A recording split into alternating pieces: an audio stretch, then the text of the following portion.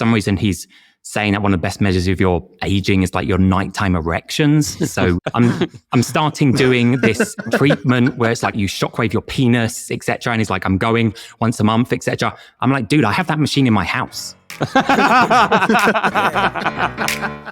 I feel like I can rule the world. I know I could be what I want to. I put my all in it like no days off. Hey, Jack, is this aging stuff, this anti-aging stuff, is this legitimate? Like, does all this stuff actually make a difference? Anti-aging, it's an emerging trend, right? And I kind of feel that it's hard to know if this is a scam or not. And then why do we give Brian Johnson, Dave Asprey, etc., any credibility? Because how do we know that they're good at anti-aging? They're in their 50s. Dave Asprey can say he wants to live to 140 and stuff, right? But for me, the only measures we have about if these guys' stuff is working is their aging score thing, right? I was just thinking of an analogy and I kind of felt it's like saying that someone's a great marathon runner, but they're only at the halfway point. Like maybe these guys are good at avoiding injuries, so they're more likely to complete the marathon. But how do we know if they're going to get a good time in the marathon? We'll only know when they're like 100 or something. In comparison, so these are the people we look to as the influencers, even like Dr. Rhonda Patrick for women, she's in her 40s, I think. So they're all middle-aged. Peter Attia, Huberman, they're not 100 years old. So how do we know they're good at anti-aging? They're only halfway there. I mean, Sam, you had a better anti-aging score. You couldn't upload your results, right? But you would be like number one, I think, on there from your thing. Yeah, Shaan, I did the Rejuvenation Olympics. Like basically the Rejuvenation Olympics, it's this test done by True Diagnostics. It's like a blood work company, and Brian Johnson has a partnership with them. And I think the science is still like iffy, but the idea is like if the length of a cell that you have, I forget what the cell is called, mitochondria or something like that. There's a theory that like the length of that is correlated to your biological age. I did this test, Shaan, and I scored great. So great that I messaged Brian Johnson and I was like, this is wrong, right? And he's like, well, no, like you're like the number 3 on the Rejuvenation Olympics. And the thing is like, I'm a 80-20 type of guy. I do like 80% great. And then I like fuck off for 20%. Like I eat poorly sometimes. But I just think that a lot of this, the takeaway from when I did that thing was it's mostly genetics, I think. I do mostly good stuff, but there's people who do so much better stuff. And I just think that it's like largely genetics. But because one of the only measures we have is this score, then it means that's the only lender of credibility we have to if you're any good. Like you guys are able to present this podcast because you sold your companies, right? So you have some legitimacy there. But the only legitimate litmus test we have here is your aging score. But then it's like, okay, Sam, you have legitimacy. So you can just say, oh, I have a great score because I have Coke Zero every day.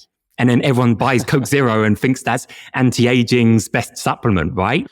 So why do you spend so much energy on this then? Because you're spending money, you're spending time, yet it sounds like what you're saying is, look, the science, the measurement is iffy, the incentives are a little iffy because there's a lot of money to be made by claiming certain things. You know, it's not clear the cause and effect. We don't know what really works, what really doesn't work. You've spent $50,000 on supplements and your summary was like, I didn't really feel anything. Maybe if you're deficient, you might feel something. But you're a smart guy. Why still spend the time and energy in this space? Because actually, I've tried out all these different things, right? And Tony Robbins actually has a book about all the emerging health stuff that he tries out, etc. So 99% of it, I don't notice anything. However, 1%, I do notice big things. And for me, it's kind of like, okay, we don't know what works, what doesn't work, but I've only got one life and I've only got one body, and just experimenting, I can find those 1% things that are very impactful and like under the radar and stuff. The 1% stuff, if I had to guess, is just eating mostly plants and animals and lifting heavy weights and like going for walks. So actually not for me, but yeah. Oh, well, fuck me then. All right. What is it? So one thing, and this sounds crazy as well, right? This is the thing. All of these things have all the science, and they're like, and Dave Asprey or someone could be like, okay, this like extract of blueberry, it reduces your aging because it does this, etc. Like, and then here's 50 medical studies, etc. One thing that actually has been a game changer for me, my family, the science just doesn't make any sense. Like the science isn't there, and I don't spend much money, but I've spent $15,000 on this thing, and that's like the low end one. It's called Energy Enhancement System, and that's what I call sex, my friend. It's like, hey, Sarah, is it time for some energy enhancement? Want some EES tonight? So what is this? So basically, at the high end, these machines cost over $100,000 to set up.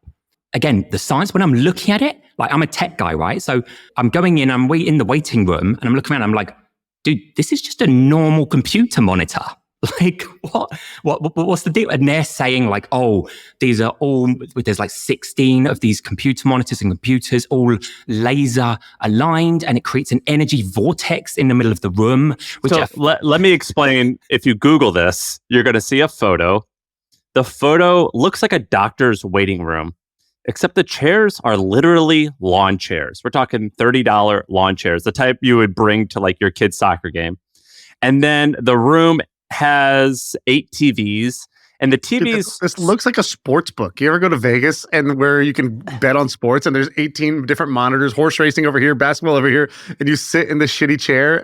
That's what this looks like. And like, you know how like when you were a kid and the cable used to go out and it would be like a bunch of like colors on the screen? It basically just looks like that. That is it. Yeah. That's what I want to let you know. That's what I'm looking at. And I want to let you know this sounds incredibly ridiculous, what you were saying. Jack, but go ahead. I'm open-minded. Continue. There's also people claiming that this cured their cancer. Like, if you look what this can be used for, they just say, all right, whatever's wrong with you, this will cure it. This cured cancer, this cured AIDS. So I go in, and I'd actually been suffering for a year with severe headaches. I had this thing where it's called new daily persistent headaches. It means basically you wake up one day and you have a headache every day. So I'd been struggling with that for a year, and I tried loads of stuff like ozone therapy, ketamine, like I tried everything. And I actually think that this EES thing is the only thing that worked. I just went in there and I sat in a lawn chair for an hour, maybe 2 hours, and then just came out, and in my stomach, like I can feel my stomach like reorganizing, etc., churning. But not only me, my wife, it cured her migraines. Her sister came out, and then she'd been like having trouble sleeping. It like cured her sleeping issues. And then her mum did it as well with us. Like, it's crazy. Actually, Tony Robbins you can pay like a lot more and sleep in the room overnight. So Tony Robbins has spent 2 days in it. So I have no idea about the science, but I've tried out so much stuff, and I actually think this was the only thing that worked, even though the science, nobody can explain it. It doesn't make any sense. And it also doesn't help that when you Google energy enhancement system, the first listing is their website. The second listing is paperwork from the state of Nevada about how they're being sued. So like, not a good look, Jack. Not explaining the science. Second listing is a lawsuit that they're facing. This sounds ridiculous.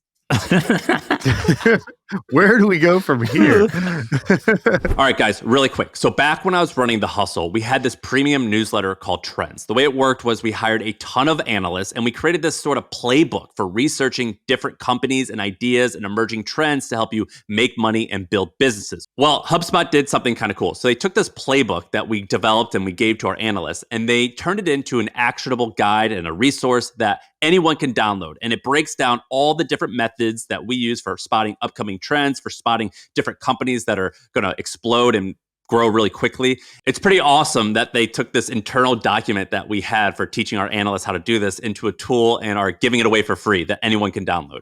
So if you want to stay ahead of the game and you want to find cool business ideas or different niches that most people have no idea they exist, this is the ultimate guide. So if you want to check it out, you can see the link down below in the description. Now, back to the show. I'm just playing. Jack, I think this is very interesting, to be honest. I also, again, I can't emphasize this enough. What's interesting about you is that as crazy as you sound right now, You're actually a very smart guy. And the cool thing about you is that you're a very independent thinker, meaning I think if somebody presents something to you, you're quite skeptical by default. Even things that are like consensus, you kind of question like, wait, why does that work? How does that work? Are you sure that works? But you're also extremely open-minded and experimental, which means you're going to land on random things. I don't know if this is one of them, but like random things that are kind of non-consensus, but work, right? Which is, as an investor, those are things that you want. As an entrepreneur, those are things that have served you well. And now in your post-entrepreneurial career, you're doing the same thing, which I find interesting. I think I'm kind of just like if Brian Johnson drank too much coffee and just got ADHD and tried out a bunch of stuff. Like what I really admire about him is like if he's testing something, he's like testing like, okay, how does this affect my blood work to know, is it working, whatever. Whereas I'm just like, okay, let's just throw shit at the wall and see what sticks. Like just try out everything. Like some of the stuff that Brian was trying, like was just messaging him on Twitter. I'm like, dude, I was trying that like 2 years ago, like some of the different emerging stuff, but I was not actually, I just tried some things and then see, all right, does that do anything? Like he had talked recently about, for some reason, he's saying that one of the best measures of your aging is like your nighttime erections. I don't know if you've seen this. So he measures his erections. Yeah. Looked into it. Yep. Yeah. I'm starting doing this treatment where it's like shockwave therapy, that you shockwave your penis, etc. And he's like, I'm going once a month, etc. I'm like, dude, I have that machine in my house.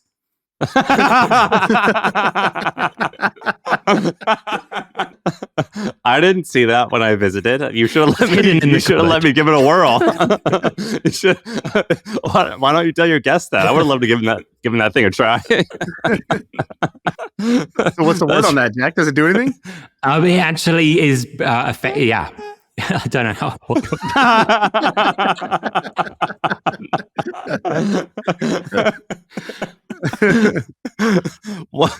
Should we talk about non-health stuff for a bit? Yes. Okay. Well, I was going to tell you if you want, because the other bit is like, yeah, thanks again for having me back on the pod, because meet so many interesting people and your exposure has grown so much. And then I've met a number of people even in Portugal that listen to it. And so I was speaking to some listeners and they said, okay, what we want is like, they said to me like, okay, Sam and Shaan, sometimes they just tell stories too much. So we want actionable stuff as well. And we want business ideas. So one idea that I can share with you. Is that what you got? I've got one business idea. I was considering it, but then it doesn't make any sense for me, but it seems to make sense, I would think, for other people, is that kind of like doing like the Samwa brothers. By the way, did you, Shaan, he just kind of like, a lot of people are complaining about your podcast because of this, so I'm going to fix it for you. The complaint was like, yeah, you guys talk too much. It's like, it's a podcast. What am I supposed to do? It's like, don't worry, I've got the solution. Like, I want things that are actionable, specific, useful, insightful, and not that other stuff that they usually do. Go ahead. Okay, so the Samwar brothers. The Samwar brothers, like, they cloned Airbnb and brought it to Europe. So the Samwar brothers, wait, we got to give context. Yeah. Samwar brothers are these three German brothers who are famous because starting in like 1999, they copied eBay, but for Germany. And within 90 days, they started and sold it for close to $100 million. And then they did that with Airbnb, Amazon. So they would just find Silicon Valley companies, and their whole thing, they didn't use great words because they're German. They're not allowed to use this word, but they called it blitzkrieging. They would blitzkrieg the internet. So they would find Amazon and do that in Thailand. They would do Airbnb, but in France, whatever. And oftentimes they were so hardcore, they made them massive to the point where they couldn't even, like, they tried to build a company to sell to Groupon, but their Groupon competitor got bigger than Groupon. And they're like, shit, no one could buy us. And so they're famous for doing that. Anyway, go ahead. So I was thinking you can do something similar, but for just like bootstrapped businesses. Like it doesn't need to be a tech VC type thing. And just one dumb example is like in San Francisco, and I think they have it in Austin, etc. Like you can get a Dexa scan, DEXA, for like $25, $30. And body spec. It's awesome. Yeah. And the test takes like 7 minutes, and they've just got the process down amazingly. They have a van with this Dexa scan machine in it, and they're just giving people 7 minutes appointments, like go in, do a scan, and gym people, and many people in general just love it because it's I think it is the most effective way of measuring body fat. in your body. There's different methods you can use. I believe this is the most accurate. And it measures like muscle mass. So if you're working out at a gym, it tells you if you're gaining muscle or not. And in San Francisco, it's really accessible. But then in Portugal, for example, just one example, like you can only do it at a hospital. And in Lisbon, like it's not anywhere else in the rest of the country, and it costs like $200. You need to drive there. Body Spec was bootstrapped, and they built it to like more than 2 million in revenue, even with just like 14 vans, I think.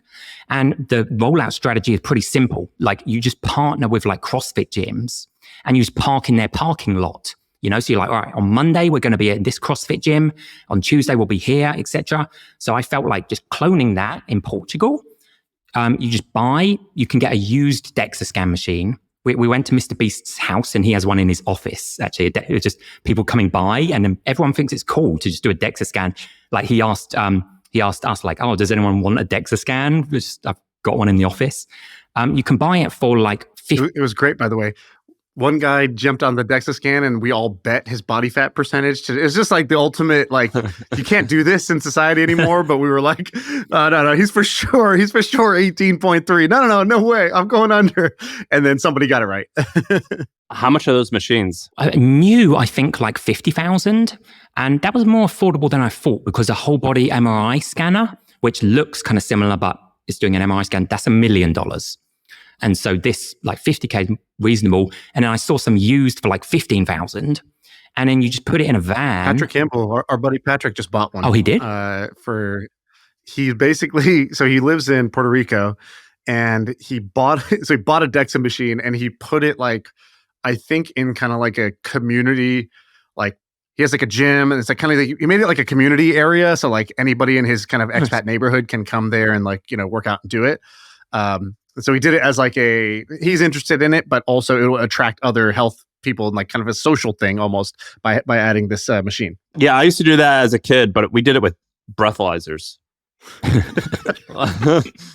like we'd buy a breathalyzer, go to a party, we would all surround it and like try to guess. Yeah. But doing with the MRI or whatever would be a lot more fun. So Jack, the idea is to Samwar Body Spec. So you basically clone the Body Spec bootstrapped business model in Europe. Yeah, because you could launch it for like less than $50,000. I mean, a van, you can probably buy it on finance as well. And this medical machine, just like finance it, etc. And then you just get one van, and that could kind of serve all of Portugal even. You'll just be like, all right, on Monday, I'm in Lisbon.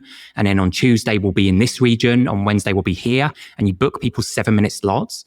When that's working, just either get another van or just get another van in Spain, in Barcelona, or in France, like, because it's just not out here. But it has strong appeal, it has wide appeal, and it's affordable. Like even my wife is not into this kind of thing, but she's interested. Like, how is I'm working out, so is it working? Like, I want to see, am I gaining muscle and stuff? So yeah, that was one idea.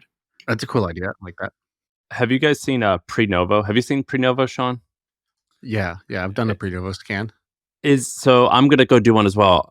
It's a pretty like wild idea. I don't know if it's effective or not, but basically, getting an MRI, like I think we've actually talked about this, Shaan. Like I think in 50 or 100 years, we're gonna look back and we're gonna be like, can you believe that since the beginning of time, you could have cancer or something bad growing in your body, and you would just have no idea. You'd have no idea that it'd be like an intruder in your home. Like, I don't know, there could be someone down there. We're not sure. And oftentimes, or some of the times, they say, well, had you just found this earlier, basically had you come through our front doors and gotten this MRI, we could have solved this. Like, this was a very solvable thing. And so they kind of they're taking that idea, and anyone can pay money. It's $3,500 for one, or $1,000 for like a lower end version.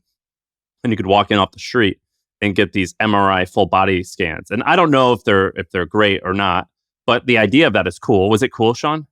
I mean, it's definitely cool. You go, you lay down, and they basically do a full body MRI, which normally either like would take a long time. It'd be like 4 hours or something, but they do this in 1 hour because of they basically have rejiggered traditional MRI machines. This is what they tell you, right? So they say, we've rejiggered the MRI machines, and now we can do it faster, and we can get higher resolution, we can get more images, and then we have special software that can read it, and all this stuff. And then, so I went there, laid down, watched Top Gun, and came out, and they were like, "Cool, you don't have cancer." I was like, "All right, guess I'll just go back to my day then." And that was that. I thought that's kind of amazing, and I love the mission of it. So I love the mission of basically understanding what's going on in your body, being more proactive versus reactive when it comes to, like you said, so many things that if we had caught this sooner, that's like one of the great regrets of life, right? And that, it's like the Tesla model. They're starting with this really expensive thing that only kind of like rich health nuts can do. And then, but the goal is over time, get the cost down through, economies of scale, as well as like the technology curve going down so that, these become, instead of a few $1,000s, they become a few $100s to do, and then more people will do them. That's the idea. Now, I must say the counter argument, which is, I was pretty pumped about this. But I'm also like a noob. I'm a layman. I don't know the science behind this stuff. I don't know what's real and what's not. I showed it to a friend of mine who's a surgeon, and my best buddies from college. And I was like, "Hey, I did this thing. Have you heard about it?" He's like, "No, let me check it out." And so he's like, "Cool. Can you send me the scan?" And I was like, "Oh, you can actually, yeah, you can get the file, like the folder. Here's the zip folder of all my images." And because he was like, "That doesn't sound right." He's like, "I don't think you can do what they're saying you can do. Like, I don't think," he's like, "I don't believe that you can get that many images at that resolution using this technology, nor do I think you can see what's actually like, a dangerous thing without doing the, like, you drink the thing and then it's like contrast, like it lights up differently in your body." He's like, "I don't believe that." And so he's like, "Show me the images." So I show him the images, and I'm trying to defend it, but I also don't know shit. I'm like, no, it's technology. Like the guy, he had the story, his friend died. So, he was motivated, and he's like, what are you talking about? Just show me the images. I showed him the images. He's like, "So these are normal MRI images. These are not," he's like, "First of all, this is less images than they say they have." He's like, "Look at this. On their website, they say we take this many slices, this many cuts." He's like, "Look, there's 27 images in here. So where's the images?" He's like, "Secondly, this looks exactly like an image." He's like, "Thirdly, I could see your penis in this." I was like, "Oh, God damn it." And he's like, fourth, the resolution or the ability to see what's actually going on, like this would not be useful enough to do any kind of diagnosis." And then I was at a dinner with the guy who started Prenovo, and I was like, "Hey, not to be a buzzkill, but like, I did a scan, talked to my doctor buddy," and he starts laughing as soon as I talked to my doctor friend. And he's like, "Oh, I know. And I was like, "Okay, well, I'm going to say it anyways." He said that it doesn't make sense and it didn't really work, and that there was not as many images and the resolution. He's like, "No, that's doctors always say that. They do, blah, blah, blah." I'm like, "Well, isn't that a bad thing if doctors always say that?" He's like, No. I mean, like, not all doctors, but we hear that a lot. I was like, "Cool. So what's the answer?" And what would I tell my friend that would have him not believe that I'm getting Theranosed here? And he was like, "You need like our software to be able to. We have like machine learning," and he starts saying some words like, "We have special software that reads this." I was like, "Cool, but that doesn't fully," like, I felt kind of like he brushed it off. Now, it might have just been because it was a dinner and he didn't have time to get into the details, and maybe he is really sick of just hearing this over and over again. I'm not sure, but I personally didn't walk away super convinced that in either direction that this is like super useful or not. And I'm saying the whole thing because I've seen a lot of people promoting this thing, and just if it's useful, here is a personal anecdote counterpoint. Do your own research and figure it out. But that's kind of where I landed with it, where I thought, well, if somebody can't explain something simply to me and in a way that's convincing, then I'll just err on the side of it's probably not miraculous. Is kind of where I landed. To say one pro point, Sam and I were at a dinner, and the lady said like she just had a feeling that her boyfriend should do this scan. She wasn't sure why, just kind of had a feeling, and then did the scan and they found a lump. And he had cancer. He had cancer. And he got surgery like 2 months later. And the surgeon was like, "How did you detect that you had this? You don't have any symptoms. And if you had caught this just like a few months later, you actually would either be dead or not be able to speak right now."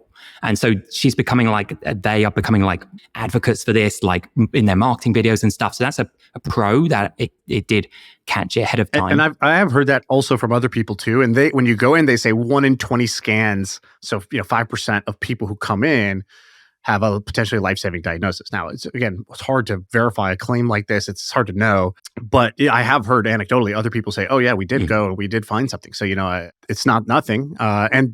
But even besides that, as a business, this thing is gangbusters, right? Like They make so much money off this. They've got, I don't know how many locations, but they just raised like $70 million to expand Prenuvo. And I think they're in like, I don't know, 20 cities around the country now. So one thing as well to say is like, I've done this thing called QBio, which is funded by Google, and they're at least 70 million in funding, perhaps more than 100 million. It's kind of a competitor to Prenuvo, etc. So I've done that in America, and they similarly say like, okay, well, I was the chief medical officer at Google, and we have all these Google engineers, so we do AI, and that's why we can do it in 45 minutes instead of 4 hours, etc. Like you're saying, Shaan. I did the same thing in India and got exactly the same results, and I was only doing it for 40 minutes. Like, I think they're just Silicon Valley branding. They're also Google engineers in India. Turns out there's just a lot of Google engineers out there. Google engineers like the Harvard Extension School graduate, right? It's like there's a lot of people that have this stamp. So one other business idea I did think after going to this retreat, because this retreat, as I said, it was $6,000, but what was it called? It's called AIWO is the center. But $6,000, it included that MRI that in America you're paying more than $3,000 for. And that was just like a few hours part of it. This was a whole week and included your hotels, etc. But then speaking to other people, they were like, many other countries have amazing medical tech. Turkey, Korea, etc. The challenge is is branding, and also like the printouts might be in Korean or Turkish, etc. So I think what this guy, the AWO place, is doing amazing is he's targeting people that are interested in biohacking, following Brian Johnson, etc.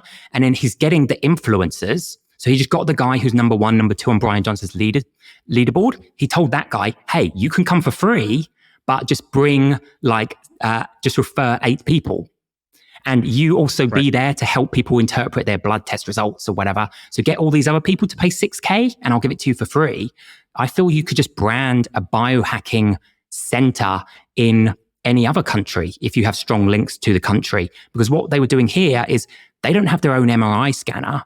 He just took us to he just took us to all these different labs in India. He just made connections with them and they kind of just got us to skip to the front of the queue. So a concierge medical for anti-aging, but you could do that in other countries.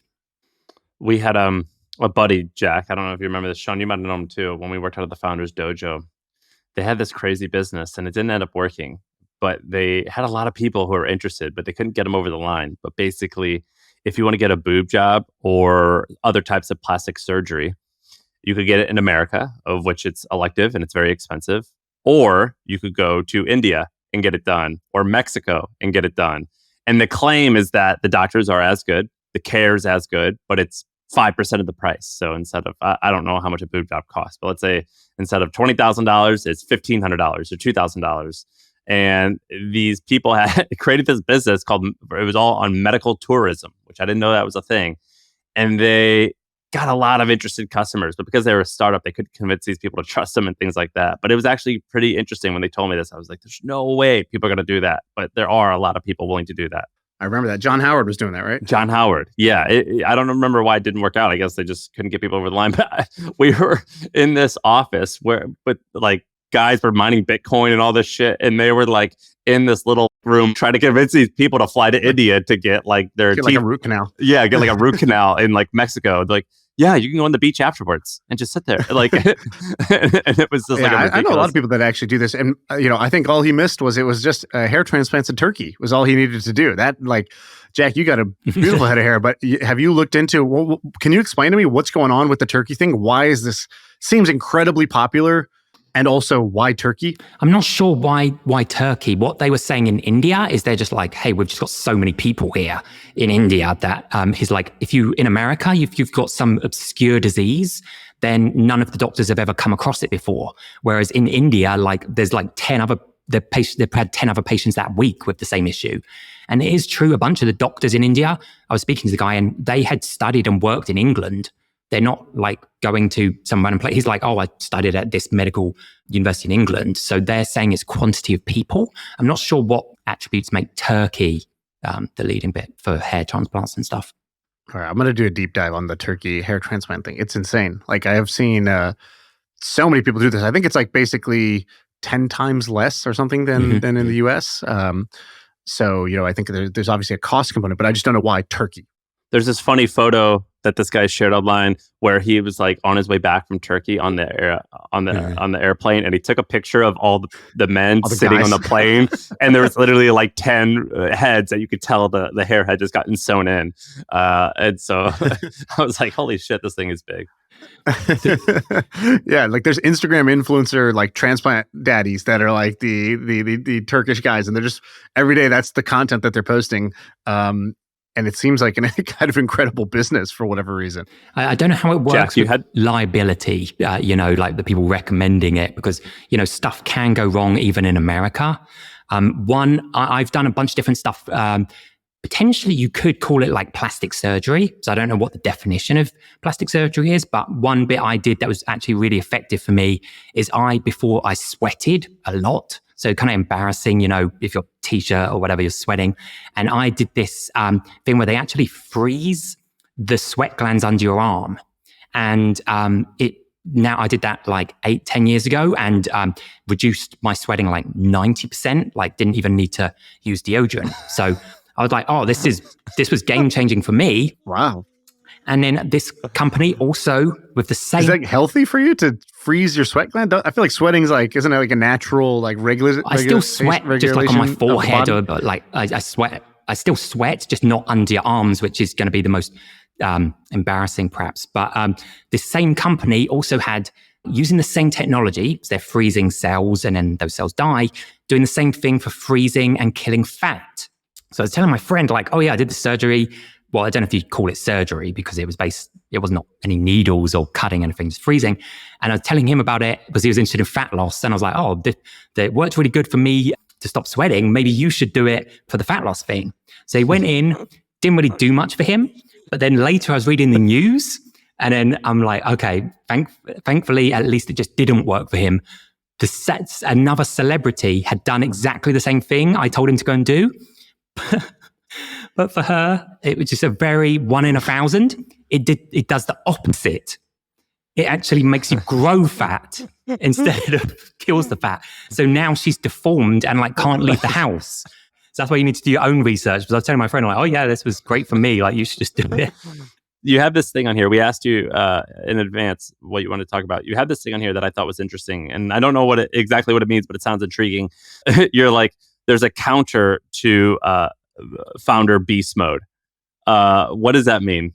It was funny because at the Camp MFM, I was trying to explain to Mr. Beast the project that I'm working on now. So I was saying like, people working in tech and then they get burned out so I'm building a place for them to detox from technology and recover from burnout. And he's like, I literally cannot relate at all to this idea because I just don't get burned out. But he has an amazing strategy. But like the thing is 99% of people can't do this, which is he said, I'm either on 100% or I'm off 100%. So he said, I'll just work like 7 days in a row until I pass out and sleep. And I'll just keep waking up every day and just keep doing that. But then when I feel that I'm getting burned out, I'll just do zero work and I'll just watch documentaries all day and just procrastinate all day. I'll feel better again and then I'll go 100. But it could also be that, he's in his 20s, like he's not super old. Like I was speaking to this other Portuguese startup here and they're like, yeah, I don't know what burnout is either, but they're like 23 and they're just like working all these hours. And I said, analogy I thought of is like, I went to this thing like Y Combinator, Angel Pad, and I've never worked that hard or achieved that much in 3 months. It's 90 days. I just worked so intensely and we just got amazing stuff done. We raised 2 million in funding. We came up with a business idea. We managed to get a CTO to join our team. We achieved loads of stuff. But for me, that was a 90-day sprint. If you're just trying to do that endlessly, it's like telling Usain Bolt, like, okay, great. You just ran the 100 meters. Just keep up that pace. We're now doing a marathon, but just keep up that same pace you ran the 100 meters in. It doesn't work. Like at some point, you might feel like it's going okay, but at some point, I feel like you are going to burn out. So for me, balance is important and not having tunnel vision, just be like, I'm being productive. I feel procrastination can have benefits as well. The way we came up with the idea for Vungle is we were just playing around with a bunch of different mobile apps and we wanted to record a meeting with one of the coaches that we had there. So we're like, hey, is it okay if we just record the meeting to take notes? And so we opened this voice recording app, and then it was free. And then it started blaring some video ad on like full volume. And then that call for like Coca-Cola or something. And actually, that's how we got the idea. Like, wait a minute, what if these ads, instead of being really intrusive and advertising something not relevant to us, what if they were advertising based on our user profiles, other apps that we might like? So it's that kind of balance, I think. Yeah, I think what you're saying makes a ton of sense. I think about everything in either seasons or gears. Those are words I use a lot, which is, there are seasons of life, seasons where you're going to sprint and focus, seasons where you're going to explore and wander. I find it very useful for myself to label the seasons, know what season I'm in, and embrace that season. Because if you're in the season of wander, it's very easy to feel really anxious that you're not being productive. But you have to remind yourself that's not what this season is. This is a season of sort of exploring, dabbling, whatever. If you're in a season of productivity or focus, you might feel guilty for saying no to going to your friend's thing or to go into this event or whatever. But you remind yourself that's what this season is. And this won't last forever. The fact that it's time boxed as a season, maybe it's 30 days, 60 days, 90 days, a year, is very useful because okay, this is not forever, but for now, this is the right thing to do. The other thing I talk about is gears. Like I need to have multiple gears like a car that I can shift into and out of. Personal life, I do this with like, I can be in work, creator, boss mode, but if I bring that guy to my marriage, it's not a great marriage, right? So I need to be a different guy when it comes to marriage. When it comes to my kids, I'm silly, playful dad. And so I like intentionally think, okay, like I almost visualize in my head, like I'm shifting gears now. I'm going to be that other guy. And I want to have a few of these characters that are very useful to me, versions of me that I can say, all right, you're driving now. I'm going to a workout. So it's not silly, playful dad. It's more of the workout, which is like the guy who's willing to push harder to be, a little more intense. And so I think you want to have both. I think you want to be able to, when you know what to do, be able to focus. And when something's not working, be able to zoom out and go wider, diverge and dabble and sort of procrastinate and play until you figure out something worth focusing on. Not everything is obviously worth focusing on. So I definitely agree with you there. I also think that the stage of life, right, matters a lot, right? When I first met Sam and I met you, Jack, I was probably 24, 25 years old. I remember that year I slept in the office, I think 215 days out of the year. It was a nice office, but still, I was just like totally devoted to it. I don't think I was particularly productive. I was just like willing to throw everything at this. And when I wasn't at the office, I was doing our mastermind dinners. I was doing other things that I thought might help me be successful because it was really the only thing I cared about at that time was to be successful. Now I'm 36 years old. I don't have that same burning desire to be successful. I care about other things. And so, what today makes no sense to me made a lot of sense back then and vice versa. So, I think I agree with pretty much everything you said. I don't think it's at odds with the way that I operate, at least. Well, one bit I did thought was interesting to think about is that for me, actually, people don't put enough time into thinking what they want. And I think Shaan, like us, you just touched on it, Shaan, but all of us, I think, did clearly, we knew our North Star, why we're working really hard, right? And Mr. Beast, I told Sam, I was not joking, but Sam was like laughing off, but I was serious. I was like, I think Mr. Beast, if he wanted, he can be president of the US at some point. Because he just, since the age of 15, has just had one goal and it's not changed for 10 whatever years. He just said, I want to be the number one on YouTube. And that has not changed. He's not changed that. And he said no to a bunch of things, but he just decided on that and went all in on that and surrounded himself by other people who were chasing the same goal. But it was just all in on that. It kind of struck me a bit that I think actually a lot of people don't put enough time into thinking what they want.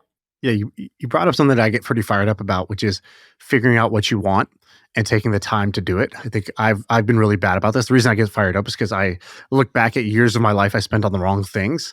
And that's a very expensive thing. Like years in my 20s are sort of like prime assets. That's the beachfront real estate of my life. And if I spent it on things that I didn't really think through, or actually in retrospect were sort of obviously dumb things to work on, that brought a lot of kind of like lessons learned for me.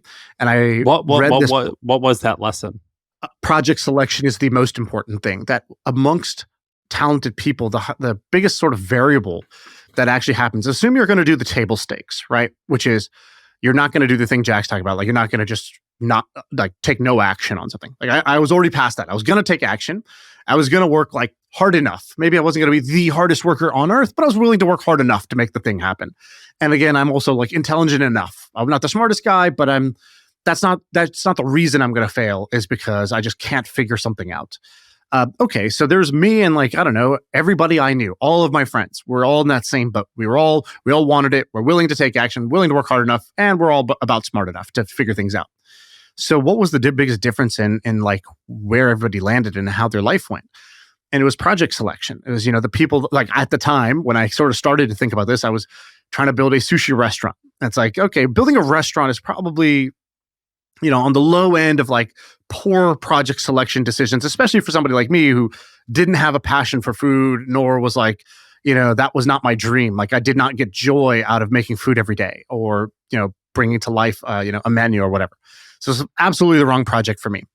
And then I just sort of made similar mistakes along the way. When I had a golden opportunity where, the Birch family believed in me, they hired me, they named me CEO, they gave me a blank check and a team full of engineers. And basically they funded like $15 million and a bunch of engineers to running this idea lab where I could think of any idea I wanted. But the one boundary box was, it had to be kind of consumer, and then he liked social, and I liked social, and everybody liked social. And the idea that we could create the next Twitter, next Facebook, that was so sexy.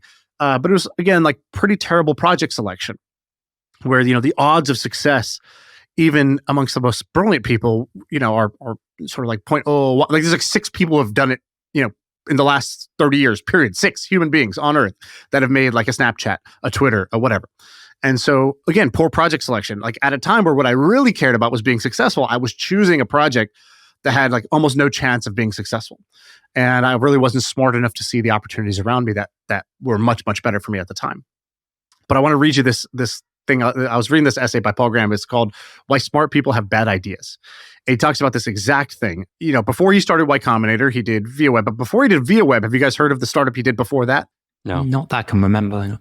It's something called Artix. And so basically, it was like 1995, and they have this idea called Artix, and it's basically to put web galleries online. And he's like, oh, it's great because I love painting. I love art. I'm kind of like a programmer. I understand like this internet thing is here, and that seems important. So like, what's the internet idea issue? Oh, I should marry my 2 hobbies, art on the internet. And he's like, cool.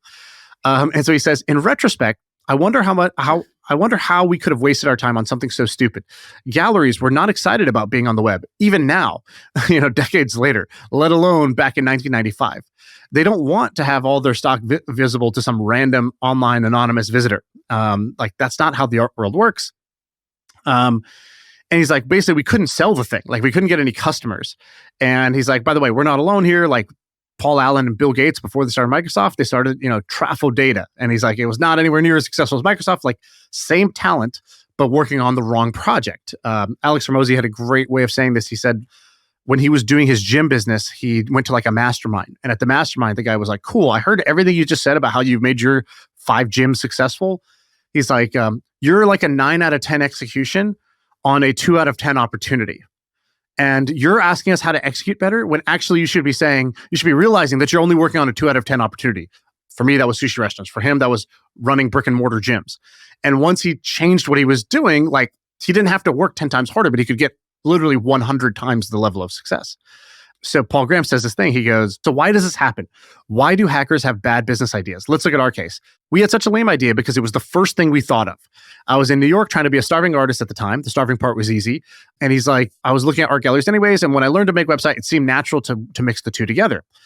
He goes, if you're going to spend years working on something, it might be wise to at least spend a few days considering different ideas instead of just going with the first idea that comes in your head. You would think, but people don't. In fact, this is a constant problem, even in just the world of painting.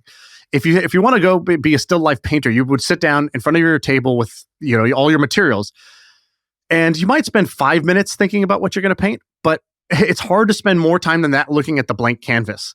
We get so impatient that we just start painting anything. But the problem is painting takes time. It could take days, weeks, months to finish a painting. You're going to go back and wish, halfway through that maybe you had thought about what you actually wanted to paint, but it's too late.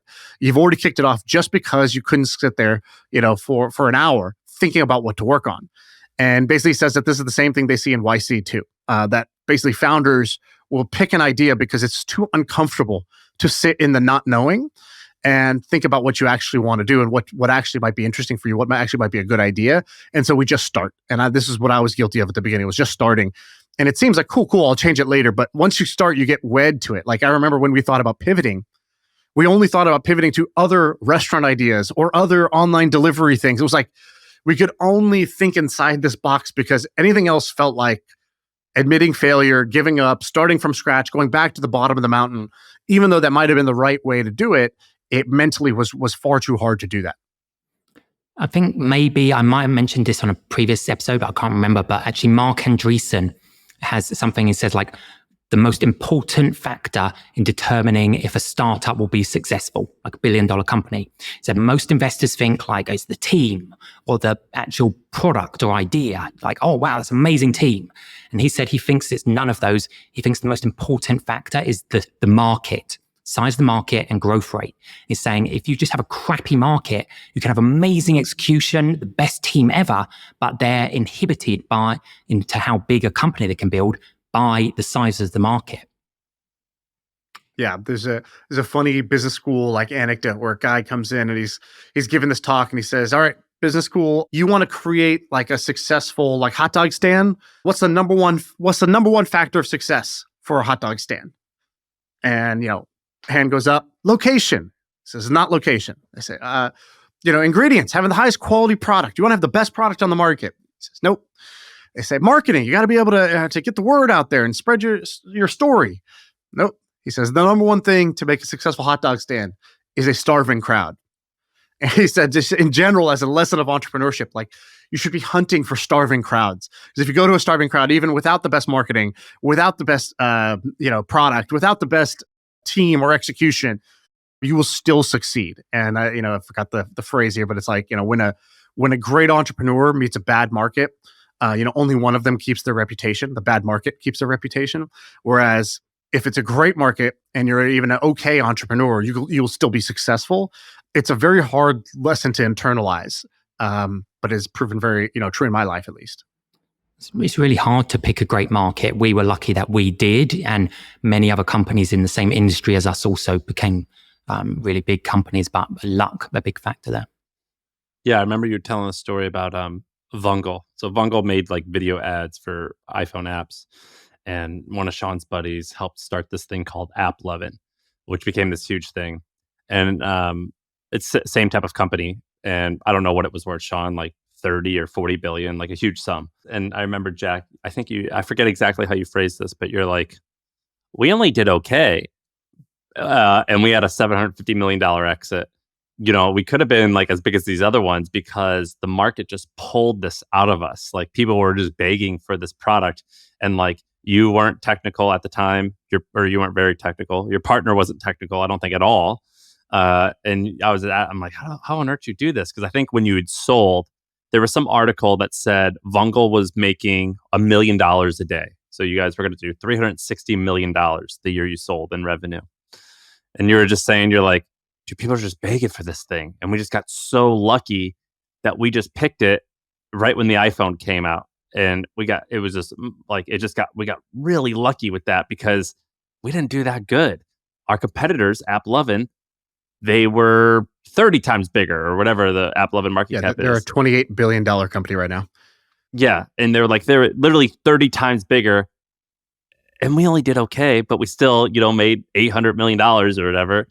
And that kind of like, I learned that lesson from you about picking the right market.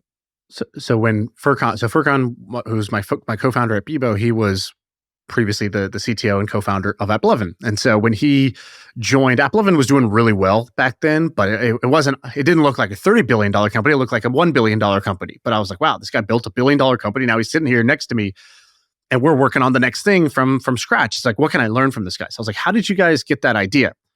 And basically what he told me was a kind of interesting story, Jack, to your point about procrastination. He was like, two things happened. He's like, the first was when I joined, I wasn't the co-founder or the CTO. I joined as like an engineer, and he's really good. He's like obviously amazing. And so right away they were like, hey, we think we have the wrong team. Like we have too many people here.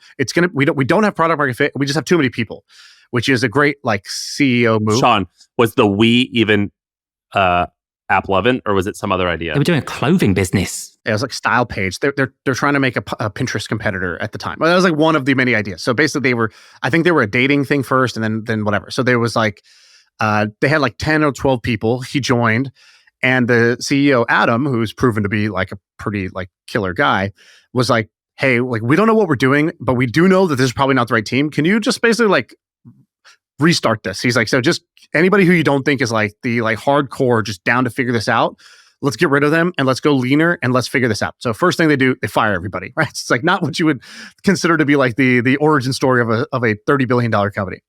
Then now they have like 4 or 5 people. So 3 co-founders plus Furkan as the 4th co-founder, and I think maybe one other guy. And they are like cycling through ideas. And so the founders previously had made like 40 or 50 million bucks doing a, I think like a dating, like it was an ad network, but I think for dating sites. And so that's what they knew. They knew ad networks, but it was like for, generation 1 of the web. And they had money to fund this. I think he put $4 million in to fund the thing. And then they were like, we're going to create the next Pinterest. They saw Pinterest getting hot, so they tried to create a Pinterest competitor. Then they're like, dude, we're just like 4 like non-stylish dudes trying to do this. This is not working. Then they created like this Life 360 type of app. And they created like 8 or 9 ideas. And I was like, so what was it like? You were going in there, you're brainstorming every day, you're doing research. Like, what was it? He's like, no, not really. Like, basically, one person would come in with some inspiration, like, hey, I saw this. This is crushing it. Or, you ever noticed this problem? And then we would quickly try to build a prototype, take it to market, and see what happens, see if it stuck, see if we like got momentum. He's like, but more often than not, he's like, honestly, like, I don't know, like 20 to 30% of the days, we would just come in, we just weren't inspired, and we weren't going to work on something that we didn't feel inspired by. So we would just play FIFA for like 5 hours, and then we would all go home. I was like, what? He's like, yeah, we were literally, if we just didn't feel it, like if the idea wasn't solid, that we didn't feel like there was something there, we didn't want to busy ourselves and like occupy ourselves with a not good idea, because then that would at least, it's like dating somebody bad. You don't have the door open to meet somebody amazing. And so he's like, we would just play FIFA. And he's like, while we're playing FIFA, we would just talk, then we would order food, then we would talk some more. And we're just giving ourselves like, relax the brain to try to come up with ideas. He's like, then Adam went to a conference, and this was like right when like iPhone had like, taken off. And he's like, came home and he's like, forget it. We're doing an ad network, but for mobile phones. He's like, mobile phones are going to be big. They don't really have good ad networks. I know how to do an ad network. That's what we're doing. And he's like, because they knew that business, he's like, he told me exactly what to build. It was like, this is a dashboard that I need. This is how this product is going to work. This is the speed that you need to serve the ad in. And if you can't get it under that speed, we got to like figure something else out. And they just executed like crazy at that point. And it just took off. And they were doing, hundreds of millions of dollars at that time, very profitably. And it was amazing. I'll tell you one other story that, kind of shifted my thinking. So that was one about not occupying yourself, not busying yourself in order to let create some space for maybe a good idea to land.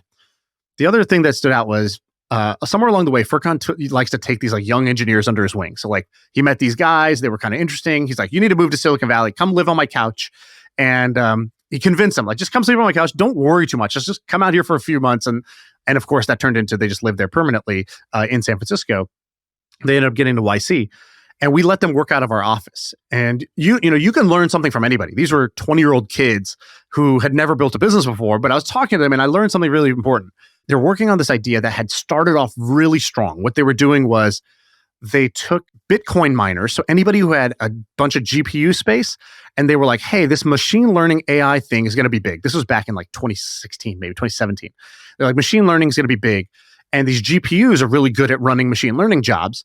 So there's Bitcoin miners who have excess capacity because maybe Bitcoin price would go down, then it wasn't profitable to mine, or they just bought out extra and they were like wanted something more steady. And he was like, he posted on Reddit, he was like, hey, if you have excess GPUs, if you're a miner, you have excess GPUs, list it on our network and we will get machine learning customers for you to run jobs, almost like an AWS competitor. Crazy. And overnight, like, they got like so much supply of GPUs. It was insane. Like there was like thousands of submissions. And one day people were super excited. Like Reddit comments were like, oh, this is amazing. Let me know how I can help. Like calling him, finding his phone number and calling him. And I was like, wow, this is kind of incredible. And then what happened was a few months later, he was kind of down on the idea. And I was like, what happened? He goes, well, the supply side was amazing. It was like I stepped on a landmine. It just blew up. And he's like, but the demand side doesn't have that same effect. He's like, but because I felt it over here, I kind of realized like what true demand looks like. And I remember thinking like, damn, I have never felt that landmine effect. And at that time, I had just never felt it. I didn't feel that market pull that you were talking about.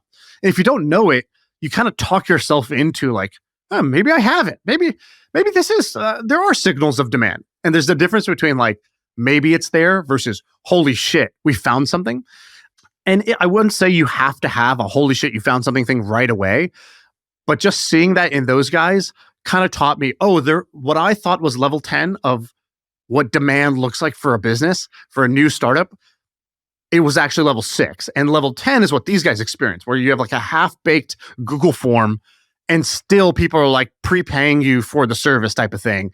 Oh, okay, that's what 10 looks like. Now at least I know what that looks like.